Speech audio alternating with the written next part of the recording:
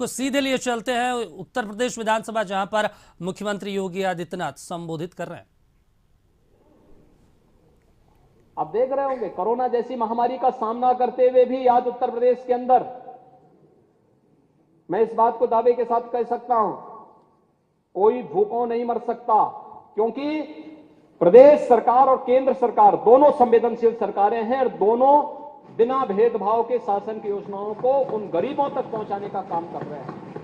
क्योंकि हमारे लिए सबसे बड़ी जाति, जो प्रधानमंत्री जी ने कही है, सबसे बड़ी जाति गरीब है, सबसे बड़ी जाति गरीब है।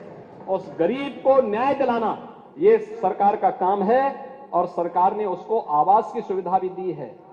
उसके जीवन में परिवर्तन लाने का कार्य आज सरकार कर रही है और आज उनको जो सरकार के द्वारा प्रदत्त सुविधाएं हैं, यह भी आज राज्य सरकार के स्तर पर उन्हें उपलब्ध कराने का कार्य किया जा रहा है।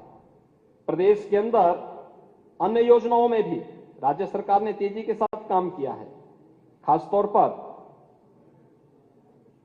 प्रधानमंत्री ग्रामीण सड़क योजना में 4000 किलोमीटर से अधिक की सड़कों का निर्माण, 9290 के आसपास अमृत सरोवरों का निर्माण, लुप्त प्राय नदियों के पुनरुद्धार का कार्य हो, या फिर प्रदेश के अंदर महिला स्वयंसेवी समूहों के माध्यम से लाखों महिलाओं को रोजगार और नौकरी के साथ जोड़ने का कार्य हो, या फिर नई तकनीक के माध्यम से प्रदेश के कायाकल्प को करने के, ये सभी सेक्टर में प्रदेश सरकार ने तेजी के साथ अपने कार्यक्रम को आगे बढ़ाया है।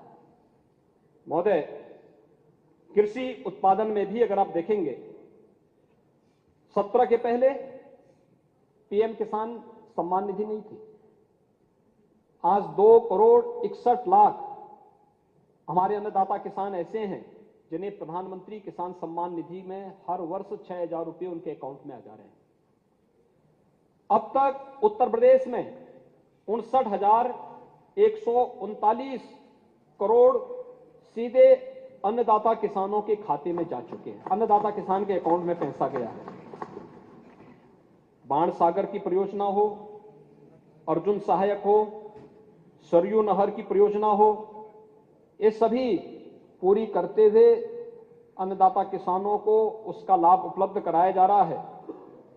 12 से 17 के बीच जो ये बड़े किसान इतनी सी बात कर रहे थे, केवल 94 लाख मीट्रिक टन इन्होंने गेहूं का प्रोक्योर किया था, जिनमें 12,800 करोड़ रुपए का भुगतान किया। और महोदय, 17 से अब तक 222 लाख मीट्रिक टन गेहूं का क्रय हुआ है, जिसमें 41,299 करोड़ रुपए का सीधे अन्नदाता किसान के खाते में, यानी 4 गुना पैसा है ये उसकी तुलना में। धान 2012 से 17 के बीच 123 लाख मीट्रिक टन, जिसमें 17,190 करोड़ रुपए भुगतान सपा सरकार में हुआ था। और 17 से अब तक 345.59 लाख मीट्रिक टन धान क्रय किया गया, जिसमें 63,927 यानी 3 गुना से अधिक प्रक्योर भी होना और भुगतान भी होना यह अन्नदाता किसान के अकाउंट में हुआ है। महोदय, इसके अलावा चीनी मिलों के गन्ना मूल्य के भुगतान का है। 12 से 17 के बीच बंद चीनी मिलें बंद हुई, औने पौने दाम पे बेची गई और 80,000 करोड़ का किसानों को भुगतान हुआ था। 17 से अब तक 2,25,000 करोड़ रुपए का गन्ना मूल्य का भुगतान हुआ है। 2,25,000 करोड़ का। आज 119 चीनी मिलें चल रही हैं। 100 चीनी मिलें 10 दिन के अंदर अपना गन्ना मूल्य का भुगतान कर रही हैं। महोदय, प्रदेश के अंदर जल जीवन मिशन में 2017 के पहले केवल 5,16,000 परिवार ऐसे थे जिनको नल से शुद्ध जल उपलब्ध हो पाता था। 17 के बाद 1,85,00,000 परिवार ऐसे हो चुके हैं जिनको हम नल से शुद्ध पेयजल उपलब्ध करवाने के कार्य को आगे बढ़ा रहे हैं। इथेनॉल उत्पादन में आज उत्तर प्रदेश नंबर 1 पर है। प्रदेश के अंदर आज देश के अंदर हम इस क्षेत्र में आगे हैं। अन्य सेक्टर में भी अगर हम देखेंगे कि फसल बीमा योजना में अगर हम देखेंगे 12 से 17 के बीच में कंपनसेशन में भी भेदभाव होता था। समय बताइए, मान्यवर कांसीराम के नाम पर बने हुए संस्थान का नाम क्यों बदल दिया गया? बाबा साहब भीमराव अंबेडकर जी के नाम पर जो संस्थान थे उनके नाम क्यों बदल दिए गए? सामाजिक न्याय के उन पुरोधाओं जिन्होंने अपना पूरा जीवन समर्पित किया था, उन महापुरुषों के नाम पर बने हुए स्मारक किसी भी सरकार ने बनाए हों, उन स्मारकों को तोड़ने की बात करने की बात की जाती थी सपा की सरकार के समय। तब पीडीए की बात याद नहीं आ रही थी, तब पीडीए नहीं था। ये जाति, जब एक गरीब के हक पर डकैती पड़ती थी तब पीडीए नहीं था। जब गरीब भूखों मरता था, किसान आत्महत्या करता था, बेरोजगार आत्महत्या करने के लिए मजबूर होता था, तब क्या पीडीए नहीं था क्या? तब पीडीए कहां था? तब सरकार में रह के पीडीए भूल गए थे। महोदय, ये जाति इनका एक झुनझुना है। जब सारे हथियार समाप्त हो जाते हैं तब पीडीए को आगे करके यह कोई घबराता नहीं थी।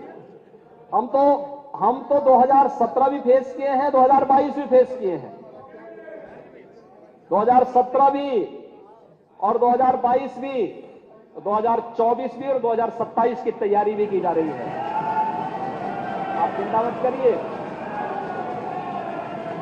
दोनों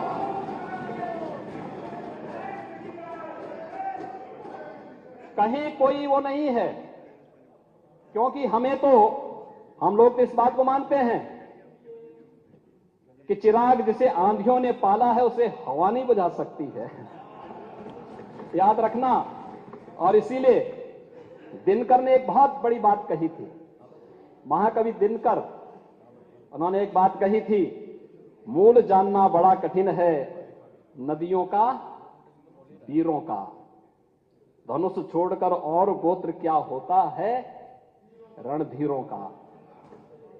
पाते हैं सम्मान तपोबल से भूतल पर सूर, जाति जाति का शोर मचाते केवल कायर क्रूर। जब आपके पास कोई मुद्दा नहीं होता है, जब अवसर मिलता था तब गरीबों की हकों पर डकैती डालते थे, उनकी नौकरियों पर डकैती डालते थे। हर नौकरी भाई भतीजे बात की भेड़ चढ़ जाती थी, भ्रष्टाचार की भेड़ चढ़ जाती थी, इंसेफ्लाइटिस और बीमारियों से बच्चे मरते थे, तब पीडीए याद नहीं आता था। तब माफिया और अपराधियों का संरक्षण करते थे, कहीं राजूपाल की हत्या करवाते थे और कहीं पर किसी अखिलेश निषाद की हत्या करवाते थे। लेकिन भाइयों बहनों, कोई उस समय इनको पूछने वाला नहीं था, कोई पूछने वाला नहीं था उस समय। पीडीए, उन भाइयों और बहनों को कोई पूछने वाला नहीं था। तब पीडीए की याद नहीं आ रही थी, क्योंकि तब तो पीडीए एक, यानी ये मुद्दा एक उस समय भी बहकाने का प्रयास किया था। और महोदय, इसीलिए मैं आज इस सदन के माध्यम से अपने विरोधी पक्ष के माननीय सदस्यों से कहना चाहूंगा कि इनको प्रसन्नता होनी चाहिए। जिस लक्ष्य को लेके सरकार चल रही है, $1 ट्रिलियन की इकोनॉमी हमारा राज्य बने। उत्तर प्रदेश की अर्थव्यवस्था को आप कहां लेके गए थे? आपके समय में उत्तर प्रदेश 6ठी अर्थव्यवस्था थी। आज मुझे बताते हुए प्रसन्नता, उत्तर प्रदेश देश की नंबर 2 की अर्थव्यवस्था है। और जिस स्पीड से उत्तर प्रदेश आज चल रहा है, आप देखेंगे बहुत शीघ्र उत्तर प्रदेश को देश की नंबर 1 अर्थव्यवस्था बनाने में हमें सफलता प्राप्त होगी। आज उत्तर प्रदेश देश की आकांक्षाओं का प्रतीक बना है। उत्तर प्रदेश के बारे में लोगों की धारणा बदली है।